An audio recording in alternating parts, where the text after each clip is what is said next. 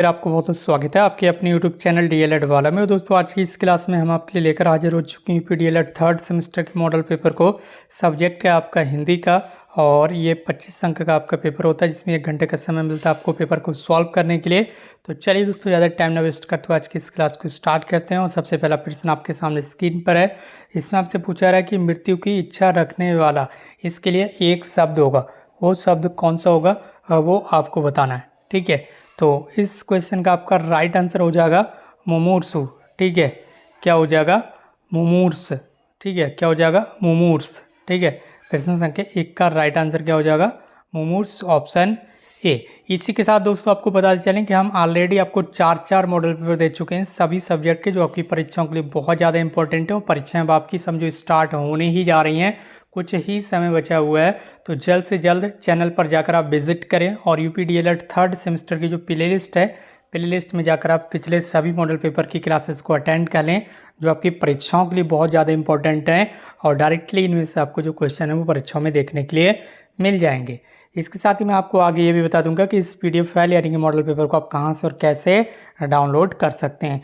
तो आप क्लास में एंड तक बने रहिएगा। प्रश्न संख्या 2 आपके सामने स्क्रीन पर, लोकायतन के रचनाकार कौन है? आप बताएंगे। लोकायतन के जो रचनाकार हैं वो सुमित्रानंदन पंत हैं। कौन है? सुमित्रानंदन पंत लोकायतन के रचनाकार हैं। ठीक है, अगला प्रश्न आपके सामने स्क्रीन पर है। प्रश्न संख्या है आपका 3। प्रत्येक शब्द में प्रयुक्त उपसर्ग है, उपसर्ग कहाँ पर लगता है? किसी भी शब्द के शुरुआत में। ठीक है, किसी भी शब्द के शुरुआत में जो शब्दांश होते हैं वो लगकर किसी शब्द के अर्थ को परिवर्तित कर देते हैं, तो उन्हें ही हम उपसर्ग कहते हैं। ठीक है, और प्रत्यय जो होते हैं वो शब्द के लास्ट में लगते हैं। तो जो उपसर्ग प्रत्येक शब्द में, यहाँ पर जो उपसर्ग है वो क्या है? प्रति। ठीक है, प्रति धन एक। ठीक है, इससे मिलकर ये प्रत्येक शब्द जो है वो बना है। ठीक है, तो इसमें जो प्रति शब्द है ये आपका उपसर्ग है, ध्यान रखना आपको। प्रश्न संख्या 2 का राइट आंसर ऑप्शन बी। अगला प्रश्न आपके सामने स्क्रीन पर, प्रश्न संख्या 4। मुंशी प्रेमचंद्र जी की वह रचना जो अधूरी रह गई थी। ठीक है, तो उसका जो आप नाम है आप बताएंगे। मंगलसूत्र। कौन सी? Mangalsutra, option C mangalsutra. प्रश्न संख्या 5 आपका, भाषा के मुख्य तत्व कौन कौन से हैं? ठीक है, भाषा के मुख्य तत्व कौन कौन से हैं? तो आप बताएंगे संकेत, ध्वनि, चिन्ह, ये सभी के सभी भाषा के प्रमुख तत्व माने जाते हैं। यानी कि ऑप्शन डी जो है वो आपका राइट आंसर हो जाएगा। प्रश्न संख्या 5 का राइट आंसर ऑप्शन डी। अब यहाँ से आपके तिलक उत्तर प्रश्न स्टार्ट हो गए, तो इसी बात पर इस क्लास को शेयर कर दीजिए अपने फ्रेंड्स भाई बहनों के साथ। और अब आप सुन लीजिए कि आप इस मॉडल पेपर को डाउनलोड कर सकते हैं हमारे टेलीग्राम ग्रुप से। टेलीग्राम ग्रुप की लिंक आपको इस वीडियो के नीचे कमेंट बॉक्स में दे दी गई है, जहाँ से जाकर आप इस PDF फाइल मॉडल पेपर को आसानी से डाउनलोड कर सकते हैं। और दोस्तों इसी के साथ अगला प्रश्न आपके सामने स्क्रीन पर है। योगरूढ़ शब्द किसे कहते हैं? आपको बताना होगा। तो बताया गया है यहाँ पर कि योगरूढ़ 2 शब्दों के मेल से बने ऐसे शब्द जो हैं उस सामान्य अर्थ को ना प्रकट कर विशेष अर्थ को प्रकट करते हैं। जैसे पंकज का अर्थ है कीचड़ में जन्मा। पंकज का अर्थ क्या है? कीचड़ में जन्मा। किंतु पंकज शब्द केवल कमल के लिए रूढ़ हो गया। किसके लिए? केवल कमल के लिए रूढ़ हो गया। यह यौगिक होते हुए भी योगरूढ़ है। इसी प्रकार चारपाई का अर्थ है चार पायों वाली। तो ये शब्द जो है वो खाट के लिए योगरूढ़ हो गया। तो समझ गए ना आप? तो इस तरह से आप बता सकते हैं कि ऐसे शब्द सामान्य अर्थ को प्रकट ना कर किसी विशेष अर्थ को प्रकट करते हैं, उन्हें हम योगरूढ़ शब्द कह देते हैं। और दोस्तों इसी के साथ अगला प्रश्न आपके सामने स्क्रीन पर आ चुका है। प्रश्न संख्या 7। आधुनिक मीरा किसे कहा जाता है? तो अब बता दीजिए। आधुनिक मीरा महादेवी वर्मा जी को कहा जाता है। किसे कहा जाता है? महादेवी वर्मा जी को आधुनिक मीरा कहा जाता है।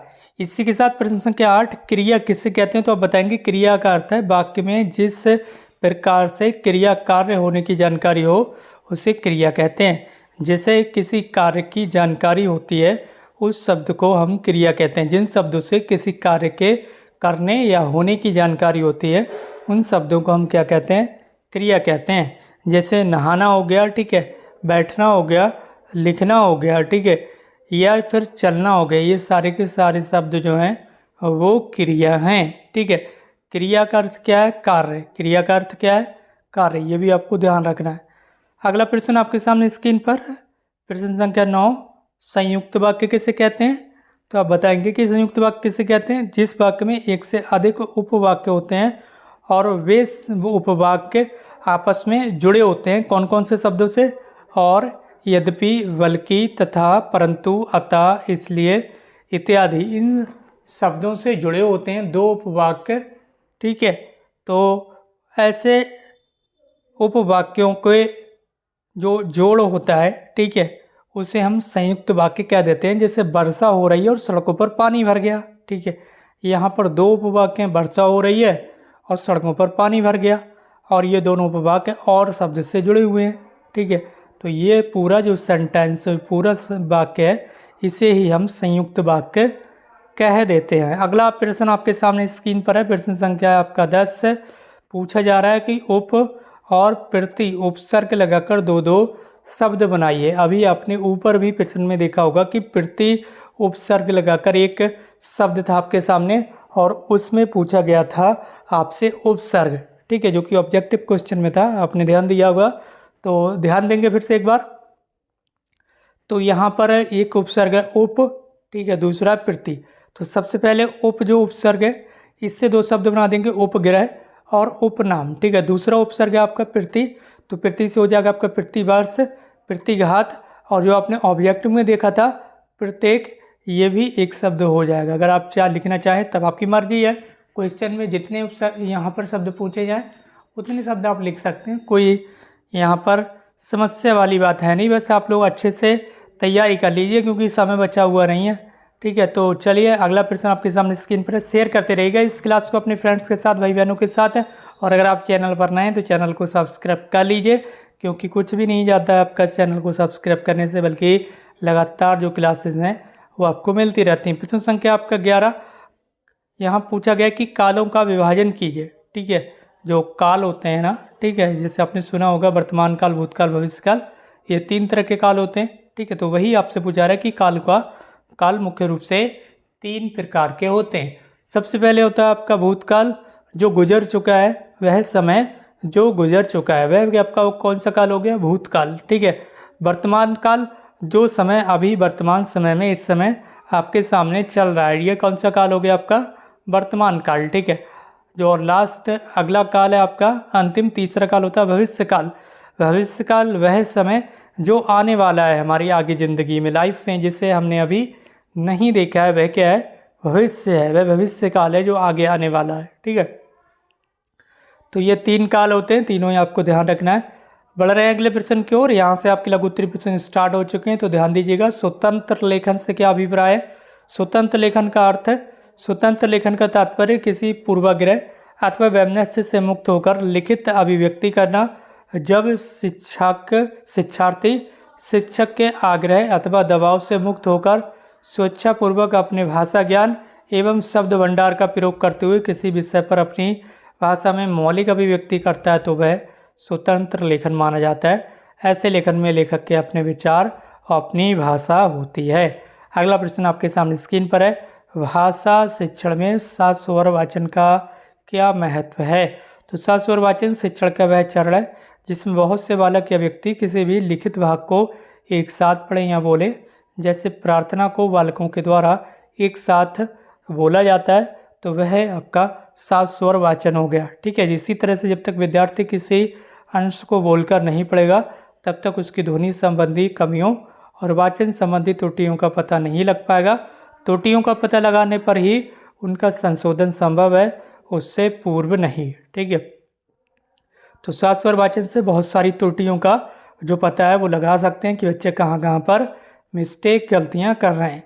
प्रश्न संख्या है आपका 14। अगला प्रश्न, कबीर के जीवन परिचय पर प्रकाश डालिए। जीवन पर परिचय पर, ठीक है, तो ध्यान दीजिएगा। जीवन परिचय, महात्मा कबीरदास हिंदी भक्ति काव्यधारा की ज्ञानश्री शाखा के प्रधान कवि थे। ये किस शाखा के कवि थे, ये भी आपको ध्यान रखना है, ये क्वेश्चन पूछा जाता है। तो ये ज्ञानश्री शाखा के प्रधान कवि थे। आपके जन्म और मृत्यु के संबंध में विद्वानों में परस्पर मतभेद है कि, ठीक है, तो यहाँ पर देख लीजिएगा, इनके जन्म और मृत्यु के संबंध में मतभेद उत्पन्न है अभी तक। तथापि प्रमाणिक तथ्यों के आधार पर आपका जन्म सन 1398 ईस्वी में वाराणसी में और मृत्यु सन 1518 ईस्वी के मगहर में हुई थी। ये जो जानकारी है, ये जो यहाँ पर डेट बताई गई हैं, ये उत्तर प्रदेश शिक्षा विभाग और उत्तर प्रदेश शासन के द्वारा जो प्रकाशित पुस्तक है मंजरी, हिंदी की ये पुस्तक रहती है, ठीक है। इसके अकॉर्डिंग यहाँ पर जो जानकारी है वो दी गई है, जो डेट है वो बताई गई हैं। अगला प्रश्न आपके सामने स्क्रीन पर है। मुहावरे से आप क्या समझते हैं? तो देखेंगे मुहावरे से हम क्या समझते हैं। मुहावरा मूल रूप से अरबी भाषा का शब्द है जिसका अर्थ है बातचीत। इसके बाद बताया गया कि मुहावरा सहज और नैसर्गिक होता है, इसका रूप परिवर्तित नहीं किया जा सकता। मुहावरों से प्रयुक्त होने वाले किसी शब्द के स्थान पर पर्यायवाची शब्द को प्रयोग नहीं किया जा सकता है। ऐसा करने पर मुहावरे का जो सौंदर्य और भाषागत अर्थ है वो नष्ट हो जाएगा। यानी कि मुहावरे में आप कुछ चेंज या फेरबदल नहीं कर सकते हैं। इसी के साथ अगला प्रश्न आपके सामने स्क्रीन पर है। मूल्यांकन इवैल्यूएशन क्या है? तो मूल्यांकन यदि हम मानव की सभी क्रियाओं एवं कार्यों का विश्लेषण करें तो प्रत्येक कार्य की कोई ना कोई उद्देश्य होता है। प्रत्येक कार्य का कोई ना कोई, कार्य के पीछे कोई ना कोई उद्देश्य होता है। उसी या उन्हीं उद्देश्यों की पूर्ति अथवा प्राप्ति के लिए हम प्रयत्न भी करते हैं। उस प्रयत्न या उन प्रयत्नों के परिणाम क्या रहे इसका हम अंत में पता भी लगाते हैं। तो प्रयत्नों की सफलता असफलता या आंशिक सफलता का जिस कारण एवं जिस प्रकार पता लगाया जाता है उसी का नाम मूल्यांकन है। यानी कि हम जो कार्य करते हैं उसकी सफलता असफलता का जो हम पता लगाते हैं उस पता लगाने को ही मूल्यांकन कहा जाता है कि हम कितना सफल हुए, कितना असफल हुए, कितना सीखे, कितना नहीं सीखे। तो हिंदी शिक्षण में भी पूर्व निर्धारित उद्देश्यों के लिए किए गए प्रयत्नों की सार्थकता का पता लगाना ही हिंदी शिक्षण का मूल्यांकन है। प्रश्न संख्या आपका 17 पूछा जा रहा है कि बहुव्रीहि समास किसे कहते हैं? उदाहरण के द्वारा स्पष्ट कर दीजिए। तो बहुव्रीहि समास जिस समास में दोनों पद प्रधान हो लेकिन दोनों पद अपने साधारण अर्थ को छोड़कर कोई विशेष अर्थ प्रकट करें वहाँ पर बहुव्रीहि समास होता है। तो देख लीजिएगा, जैसे है एक शब्द नीलकंठ, ठीक है। तो नीलकंठ का अर्थ है नीला है कंठ। क्या है? कंठ नीला है। तो किसका कंठ नीला है? शिव का, ठीक है। तो ये तीसरे अर्थ को प्रकट कर रहा है, ठीक है। यानी कि नीला है कंठ, ये भी यहाँ पर नहीं है तो, लेकिन यहाँ पर आपको समझना होगा कि जो मेन उद्देश्य है नीलकंठ का जो मेन अर्थ है वो किसके लिए प्रयोग किया जा रहा है? शिव जी के लिए, ठीक है। यानी कि किसी और के लिए किया जा रहा है। तो ऐसे में यहाँ पर क्या होगा? बहुव्रीहि समास होगा। इसी तरह से देख लीजिएगा दशानन, ठीक है। इसका मतलब क्या है? 10 हैं मुख जिसके 10 मुख हैं, ठीक है। तो यहाँ पर इस अर्थ को प्रमुखता नहीं दी जा रही है, बल्कि दशानन का अर्थ क्या है? दशानन का अर्थ है रावण। कोई तीसरा अर्थ निकल कर आ रहा है, ठीक है।